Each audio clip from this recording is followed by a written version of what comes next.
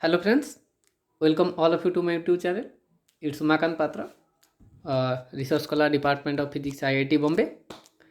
So in this session, we will discuss more number of expected questions for BARC 2021. So I would like to thank all of you for your support, and I request all of you, those are new in my channel, so kindly subscribe my channel so that you can get more and more video in our upcoming days. So friends, let's start the session and discuss some of the important expected questions for BARC. So the question here I mentioned that Rutherford elastic scattering cross section varies with center of mass energy E as. It's a very direct question. So we all know that the scattering cross section for Rutherford scattering, okay. So the scattering cross section is proportional to 1 by E square. 1 by E square. So scattering cross section is proportional to 1 by E square for Rutherford scattering. So the option B will be the correct answer to the question. So move to the next question. So the next question is for classical mechanics. The question is stating that if a body moves under a central force, that is VR is equal to minus alpha, okay, where alpha is a constant, the VR is not like that. The VR actually VR is alpha by r, okay. So it is a inverse square law force. So the constant and r is the distance from the origin, then the path will be parabolic if the total energy is. So the path is parabolic. It's mentioned that the path is parabolic. So as you know, parabola path means it is a unbound system. It is a unbound system, okay. So for unbound system, the energy is always greater than zero. That is, energy should be positive. Very clear. It's very clear because you know for bound system, like ellipse or circle, the energy always negative. That is less than zero. And for unbound system, like high parabola or parabola, the energy must greater than zero. So since it is mentioned that the path is parabola, that is a unbound system, so energy should be positive. So option A will be correct answer. Moving to the next question. The next question from XRD diffraction. The question is very interesting. It's mentioned that XRD pattern from a body centered cubic BCC crystal does not contain the plane, okay. So it's very important type of question. You all know that. There is a structure factor condition in order to get the allowed reflection from the Bragg's plane or the HKL planes. Like from simple cubic, any HKL value is allowed. Okay, so for simple cubic, any HKL value is allowed. Okay, for BCC, the sum of H, K plus L must be even. This is the condition for getting the allowed reflection for a BCC structure.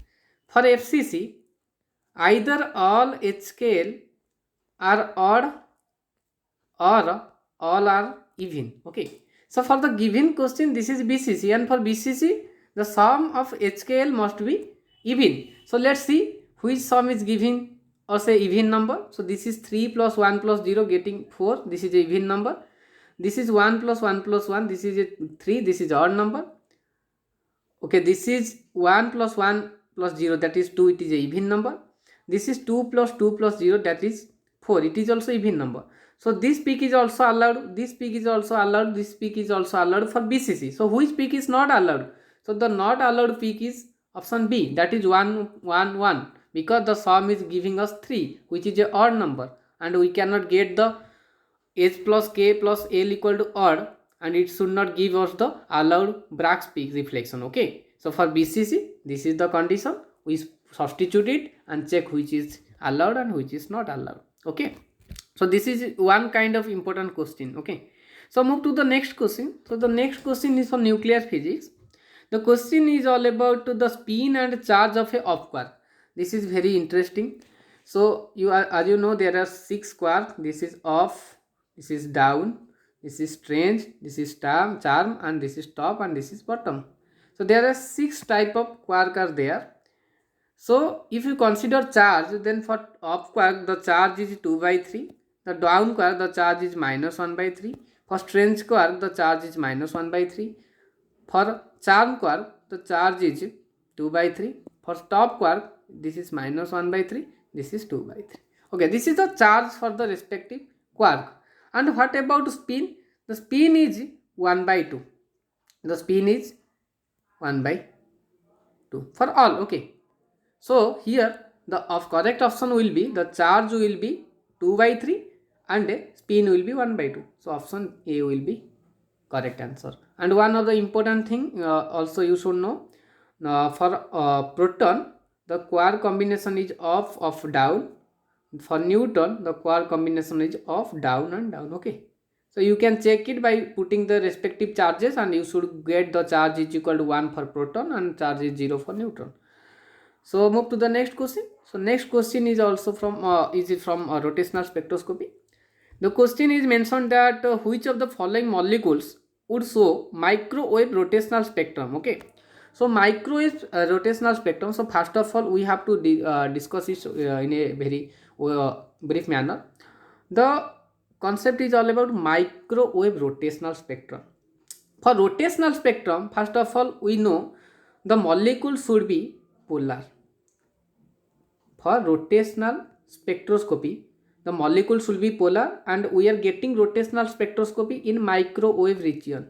Okay, and we consider the rigid rotor concept, and we got the rotational energy spectrum Ej equal to V into J plus 1, where B is the rotational constant whose value is equal to h cot square by 2y. I is the momentum inertia, so you can put I equal to mu r square, where mu is the reduced mass.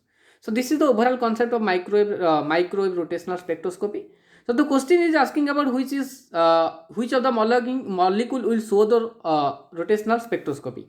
So the condition for the rotational spectroscopy is the molecule should be a polar molecule. So first of all check which is polar and which is non-polar. Let's see the option D, CH2. It is a non-polar molecule. Okay, because they are a center of positive and negative charges coincide. For CH2, this is non-polar molecule, so you will not get microwave rotational spectroscopy. Here Br2, it is also a non-polar, that's why we are not getting rotational spectroscopy. So for HBr there are two different atoms, H and Br, so their center of positive and negative charges are not coincide. So this is a polar molecule. And obviously we will get the rotational spectroscopy for this molecule. So the correct answer to this question will be option C. So move to the next question. So the next question is from hydrogen atom. The most probable distance for an electron of hydrogen atom in the Schrodinger theory is equal to, this is very interesting. You all know that is the most probable distance of an electron of a hydrogen atom in the Schrodinger theory is known as the Bohr's radius. This is Bohr's radius. Suppose for 1s state I am drawing the wave function, that is psi 100 with respect to r. So how our wave function is looking like? This is the wave function. If I will draw the probability will be psi square versus r. The probability will be like this. So I will get the maximum probability at a naught, and a naught is known as the Bohr's radius. So the answer will be Bohr's radius. So move to the next question. The next question is from classical theory. So the question is asking about the Lagrangian of a simple pendulum. So first of all we know, for a simple pendulum, this is our mass m. Suppose this is reflected to this position. So if this is length of L and this is theta, then this length will be L cos theta. Okay, and this length is L. So the distance height, that is the height will be this height will be L minus L cos theta. That is L taking common 1 minus cos theta. So our potential energy will be mg L into 1 minus cos theta, and our kinetic energy will be half m L square theta dot square. So our Lagrangian will be kinetic energy minus potential energy, that is half m L square theta dot square minus mgl whole into 1 minus cos theta. So the correct answer will be option A. Okay, this is the Lagrangian for a simple pendulum. Now move to the next question. So the next question is from spectroscopy. The question is very interesting question. The selection rule for a vibrating diatomic molecule under harmonic approximation. This thing is important. Under harmonic approximation, in term of vibrational quantum number mu will be the selection rule for the diatomic molecule under harmonic approximation in term of vibrational quantum number v will be. Since as you know from the quantum mechanics, if this is a quantum harmonic oscillator, this is the different state, that is 0 state, 1 state and second state, 2 state 2, that is the second excited state. Our selection rule should be del n equal to plus or minus 1. So the selection rule will be del n equal to plus or minus 1. Since this is given that v, so it will be this option, del v equal to plus or minus 1. That is, there is the transition between the successive layer, that is from, if you consider this state, so the transition may be to this state or may be to this state, not like to the other state. Okay, so the selection rule, this selection rule will be satisfied. So move to the next question. The next question is from the semiconductor physics. The question is asking that which of the following material cannot be used for making of LED. So first of all, for LED application, that is light emitting diode application, we need two conditions. That is, the most important condition that is required is radiative transition. Radiative transition. What do you mean by radiative transition? As I mentioned in one of my videos, there is a two type semiconductor. One is direct band gap material and other is indirect band gap material. So in direct band gap material, what happens? The maxima of the valency band and the minima of the conduction band is coincide with each other. So whenever photon will fall over the valency band electron in the valency band, there is a immediate transition of electron from the valency band to the conduction band without any delay. This is the radiative transition, and this is the most important criteria for the LED application. And for LED application, we need such material where radiative transition is there, that is direct band gap material.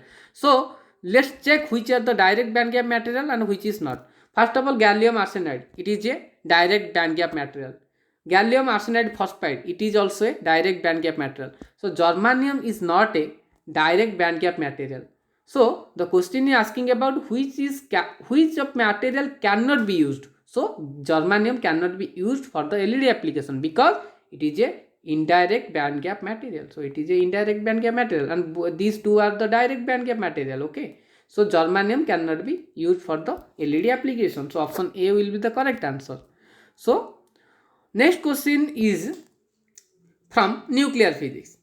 So the question is asking about the nuclear spin of an isolated carbon-13 nucleus each. So first of all, this type of question very usual and mostly asked type question. So first of all, we know the nuclear, how to calculate the nuclear spin and parity. So here is given state is carbon 613. So here number of proton is 6, this is even number, and number of neutron is 13 minus 6, that is 7, this is odd number. So this even number of proton will contribute to 0 nuclear spin, and this odd number of neutron will contribute some nuclear spin. Let's check how much nuclear spin is there. So the series is like 1s 1 by 2, 1p 3 by 2, 1p 1 by 2, and so on, like 1d 5 by 2, 2s 1 by 2, 1d 3 by 2, and so on. Okay, so let's arrange this 7 number of electron in according to the cells. So this will be, there will 2 electron here, and this there will 4 electron here, and remaining 1 will goes to this cell. So the spin will be 1 by 2. The spin, nuclear spin will be 1 by 2, and parity will be, since this is coming to the p state, so parity will be minus 1 to the power 1. This is minus 1. So net spin and parity will be 1 by 2 minus. So half integral spin will be there. So option A is the correct answer. So thank you so much. Thank you for watching my video. I hope you enjoyed the session, and all the best for the BARC exam, and we will discuss some of more questions regarding BARC 2021. Thank you.